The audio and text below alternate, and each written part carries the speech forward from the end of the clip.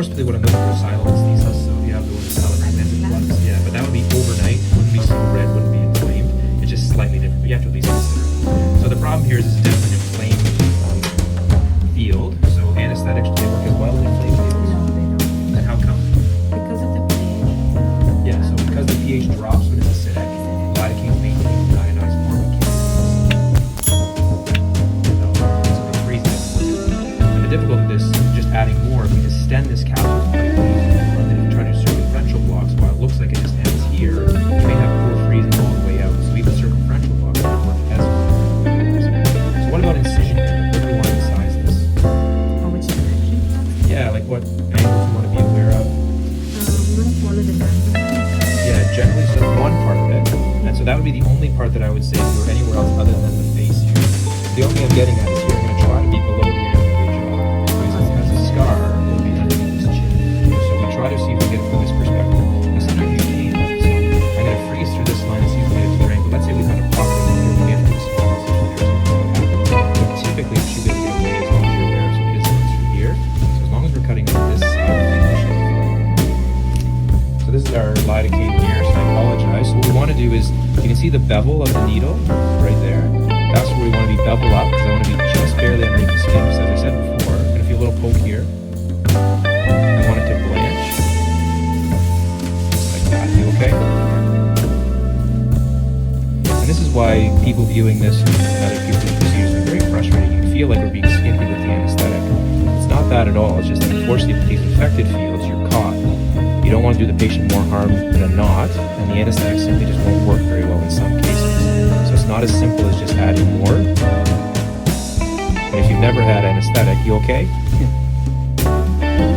The anesthetic itself is pretty uncomfortable. Now, not compared to the other lots of manipulation, but it's something you should always keep in mind when you're doing these procedures.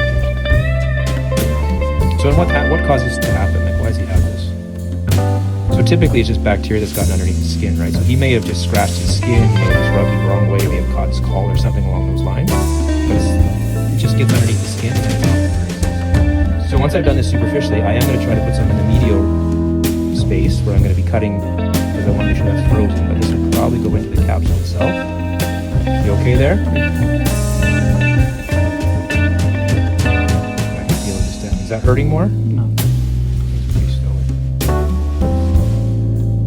Blanching up through here because I'm into it. That's what I'm saying. You have to be just a little bit careful with that. A little bit over here.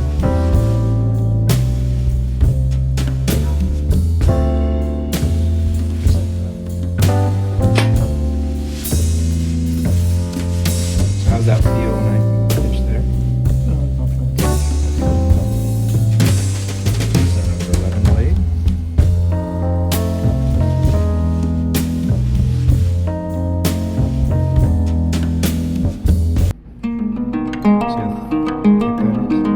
So that's keratin. So this is definitely as opposed to abscess. This is an infected cyst.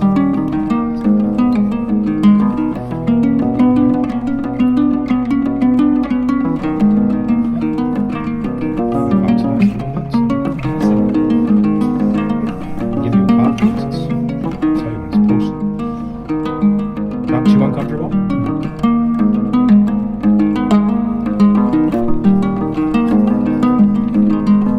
We should talk about too is, so he was seen down in the clinic and put on antibiotic. Like at that level, what percentage of the things that look like that were cured with antibiotics? Almost zero. So my point being, and that's just a learning point. If you saw something like that, like this needs to be drained. Like if we don't drain this for him, it's either going to create so much pain that's going to canalize and drain itself and erupt through his face without him having control over it, or it's going to get worse and worse. It's going to systemically have deterioration. So it's going to increase the bloodstream. Especially these ones along the face and the head. Yeah. Well, anywhere that's close to the facial brain. So once that's like that, so now we're going to syringe this. So irrigate it. So just take the other side for you.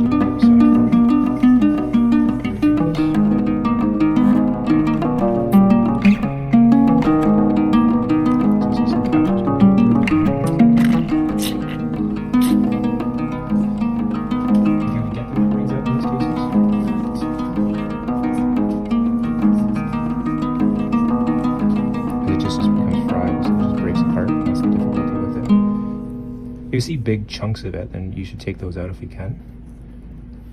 Just to see if it encourages drainage and less likely to accumulate. Or accumulate less likely.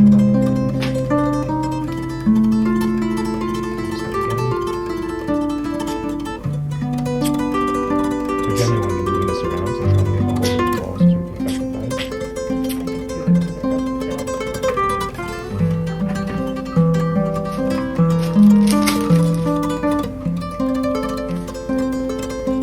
Does that hurt much when I do that? No. So these are all the things you want to be aware of. Because it's an infected field, curetting is great, but you can't be too aggressive. You're causing them lots of pain. So you may have to move to either a plastic curette or to a Q-tip or something like those. Even though you have to give, you should always try to do this because the metal is obviously going to be stronger. So it's going to be more likely to break down those. Yeah. Which is what we want in the first place. You're tolerating that okay?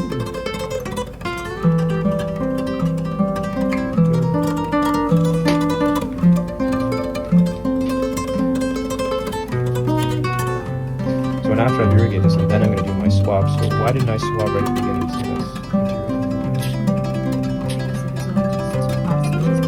yeah, so pus are dead cells, and what do we grow when we try to play out dead cells? So this is one of the most common mistakes I see some excellent practitioners making, and it's just because it's not something that's taught as part of your residency. You may not get microbiological training, at least from the lab's perspective. We unfortunately don't overlap enough with that. History of something. That's not hurting too much.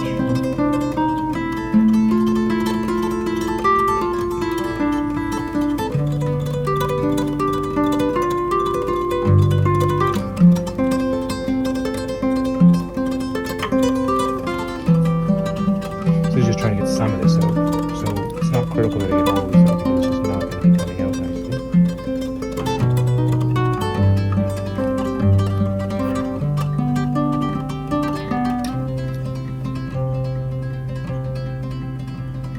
You okay?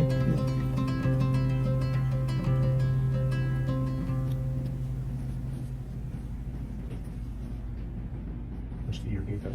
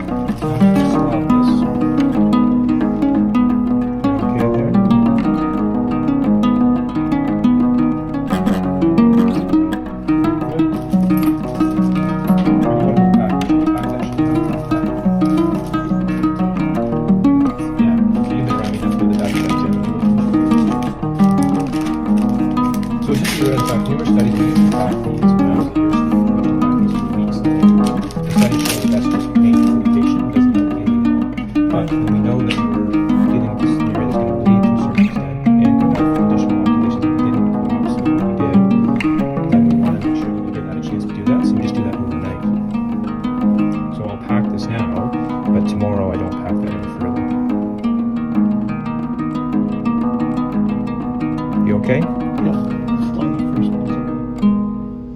And so see how he's relatively comfortable with it with some freezing, but when I do this without any freezing in, it's much, much more uncomfortable. That's why we just don't do this beyond the first day. I don't know.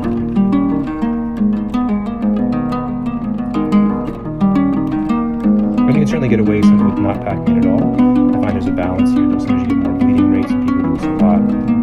Relate with that to a certain extent. So what will happen essentially is tomorrow we'll take this out, we'll irrigate it a little